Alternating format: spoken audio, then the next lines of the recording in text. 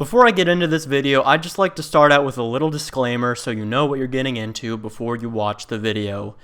Firstly, I'd like to say that I am not a linguist or historian, nor do I have any degree in higher education that would qualify me to be an authority on this subject. I do not speak Sanskrit, although I am trying to learn it. I also am not perfect when it comes to the pronunciation of syllables or writing. However, I would like to say that I did indeed put a lot of time and effort into studying Brahmi to make this video, and most of the information should be accurate. The reason why I'm making this video is because I simply want to share something I'm interested in. This is just for fun. While researching the Brahmi script, I noticed that there was no comprehensive video on this subject in English, so I decided to make one myself, because I wanted to start a YouTube channel recently anyways. I would also like to say that this channel will not be covering linguistics very often, if at all, after this video. I'm more interested in Sanskrit and the Brahmi writing system, not because I like linguistics in general, but because I find it to be interesting and important to my spiritual development. Also, if you're not exactly sure how to write each Brahmi letter or compound or conjunct consonant, or have trouble pronouncing the syllables, I have some pretty good resources that I'll teach you how to use at the end of the video, and I will leave links to them in the description. So with that out of the way, let's begin. In the 3rd century BC, King Ashoka the Great of the Maurya dynasty and empire started to write down edicts of his own philosophy. These edicts were used to spread dharmic ideas, ethics, and morality, as well as to promote Buddhist values, as King Ashoka was a Buddhist convert. About 30 of these edicts exist, and they were inscribed on rocks and pillars all around the Indian subcontinent. These edicts are the earliest examples we have of the Brahmi script, which is the earliest Indian writing system besides the one used by the Dravidian Indus Valley civilization.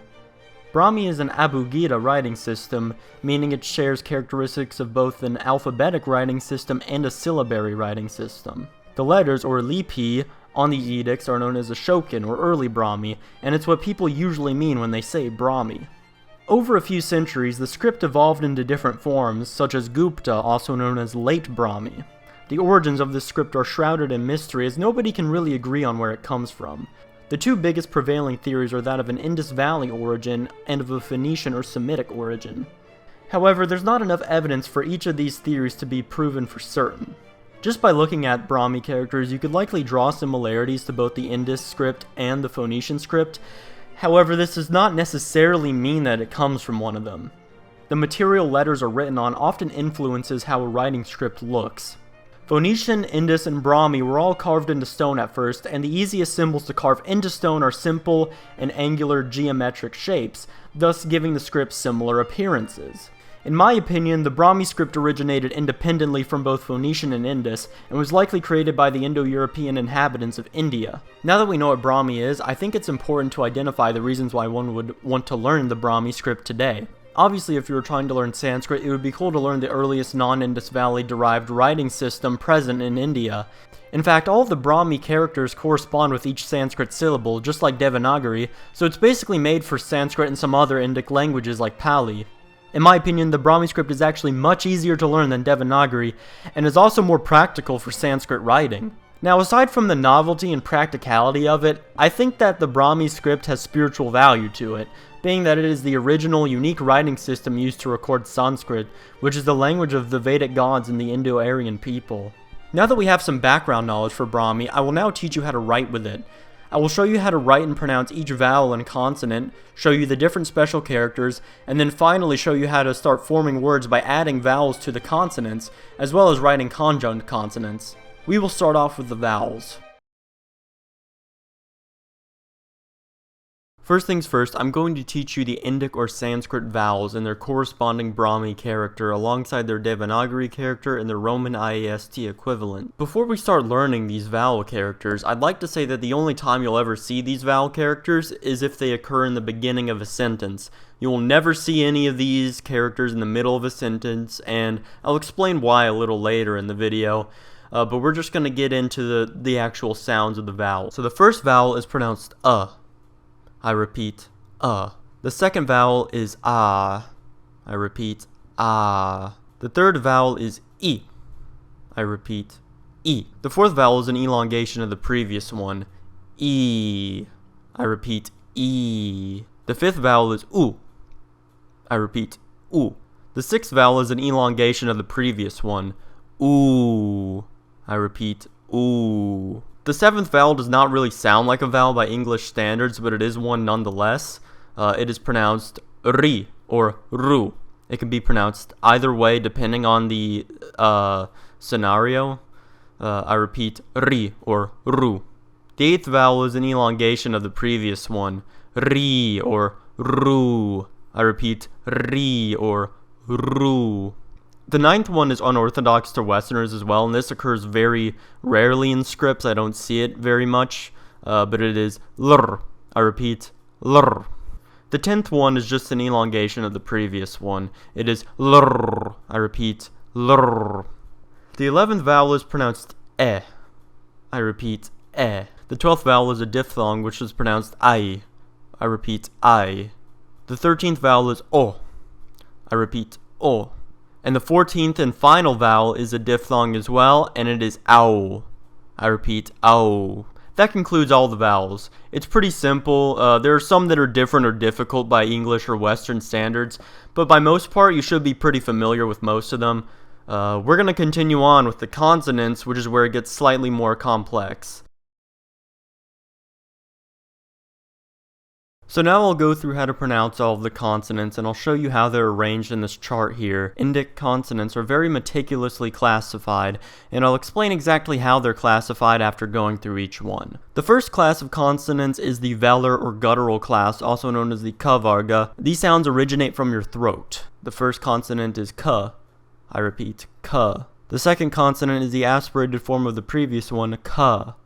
I repeat, ka. The third consonant is ga. I repeat, ga. The fourth consonant is the aspirated form of the previous one, ga. I repeat, ga. The fifth consonant is ng. I repeat, ng. Almost like an N and a G put together, like in English. The sixth consonant is ha.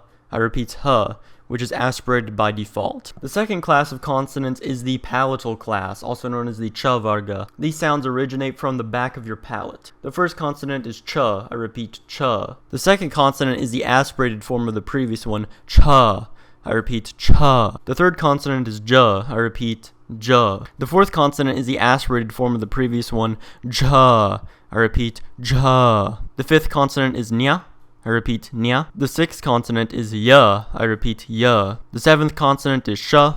I repeat, sha. The third class of consonants is the retroflex or cerebral class, also known as the ta varga. These sounds originate from placing the tip of your tongue somewhere between the alveolar ridge and the hard palate. Most of these consonants will be very unfamiliar to native English speakers. The first consonant is ta. I repeat, ta. The second consonant is the aspirated form of the previous one, ta. I repeat, ta. The third consonant is da. I repeat, da. The fourth consonant is the aspirated form of the previous one, da. I repeat, da. The fifth consonant is arna. I repeat, arna. The sixth consonant is ra. I repeat, ra. The seventh consonant is sha. I repeat, sha. Finally, the eighth consonant is la.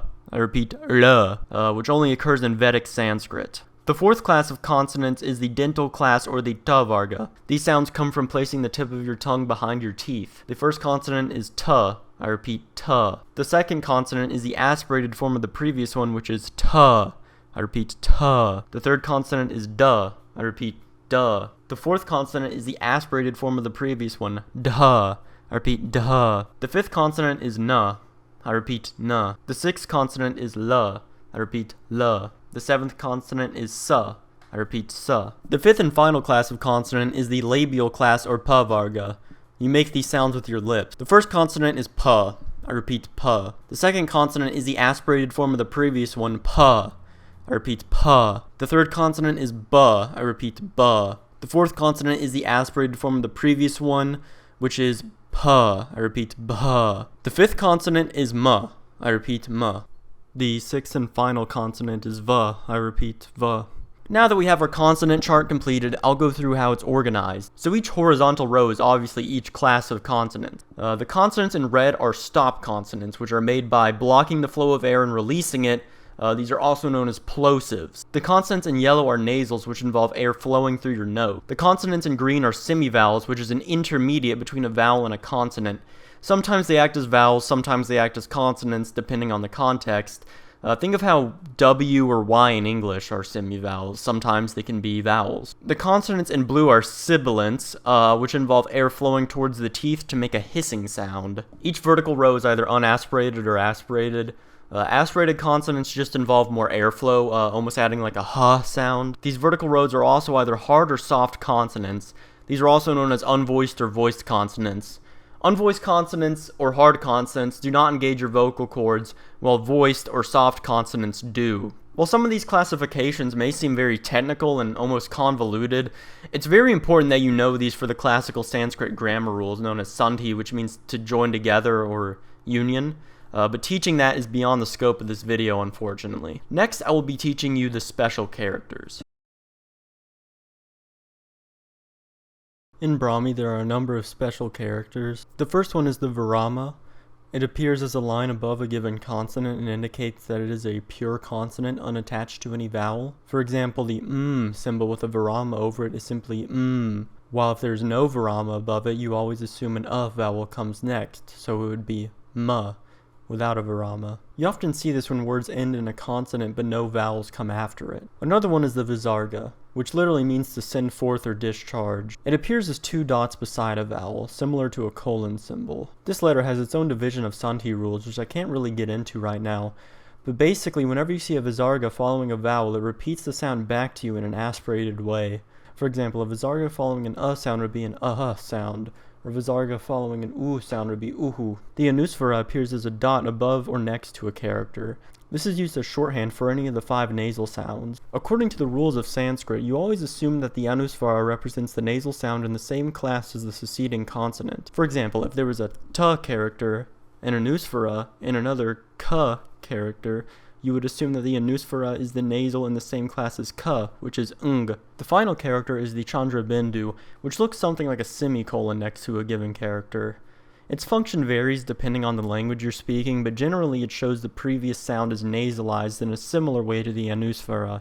In Vedic Sanskrit, it usually replaces the anusvara when the character is followed by a vowel. In classical Sanskrit, it has its own grammatical conditions that need to be met that would take too long to get into. In Brahmi, conjunct consonants are way easier than Devanagari, so I'll make this as short and as uncomplicated as it needs to be. Simply put, when a word has a string of 2 or more consonants or 2 or more consonants and then a vowel, they must combine into one character. In Brahmi, this is done very easily by looking at the consonants from left to right and simply stacking them vertically. For example, a s consonant and a d consonant would combine to form this, with a s on the top and a d on the bottom. You can do this with as many consonants as you need to. If there was theoretically a word with a t, an and a sh next to one another, you'd have this, with the t on top, the in the middle, and the sh on the bottom. Very simple stuff.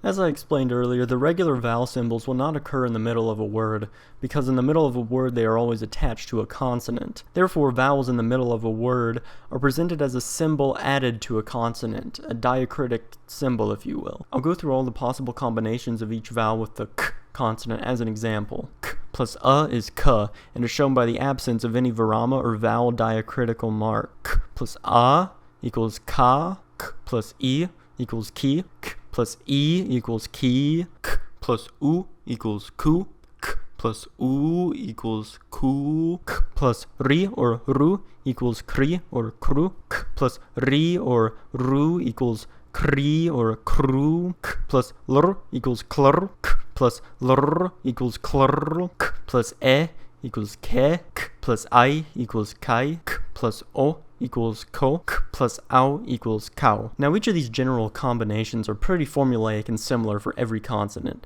Not just k, but there are a few exceptions. For example, you'd think the tu character would have a diacritical mark off to the right hand side, but it actually occurs below it. One of the resources that I've linked and will show you how to use in the end of this video has all of the consonant and vowel combinations possible, fortunately, so learning these small differences shouldn't be that much work. Also, diacritical markers will show up in conjunct consonants as well.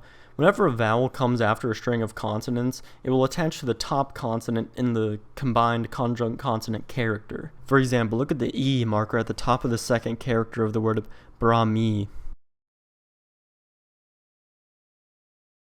So now I'm going to teach you how I like to transliterate. The way I transliterate is very simple and easy to do. We're going to use the first line of the Rig Veda as an example. So I like to simply break down the sentence in groups with the vowels attached to the consonants. Then after you have these groups, all you have to do is convert them into the correct Brahmi characters using the rules for conjunct consonants and vowel consonant compounds that I went over. It's literally that simple. Okay, so this is the first resource I've linked to. It is the Devanagari phonology chart, and it's pretty easy to use. Now, of course, this is in Devanagari, but you can just look at the corresponding Brahmi syllables, and it works the exact same way. It's pretty easy to use. It gives you all the vowels and the consonants and which classifications they're in. You just click on one, and if you want to hear it, go, you just do that. And yeah, that's it. It's pretty simple to use. Okay, and this is the second resource. It is the Aksharamukha script converter. And this is really useful. So we're on the Brahmi one now, but it has tons of different scripts that you can choose from. It even has, like Japanese, Hebrew. I mean, it just has a ton of stuff here. So, just if you go to the overview, it'll give you the basic vowels and consonants and how to write them, as well as some basic numerals, too, which is pretty interesting here. Now, of course, you can go to the syllabary here, and you can actually look at all of the possible combinations. So this is what I was talking about earlier. You can look at all of the possible combinations for adding the vowels and consonants together, just in case you ever get confused on exactly where to place them. And you can come back up here and go to the conjuncts, and you can do the exact same thing for the conjuncts, and it'll give you most of the different possible combinations that you can use here.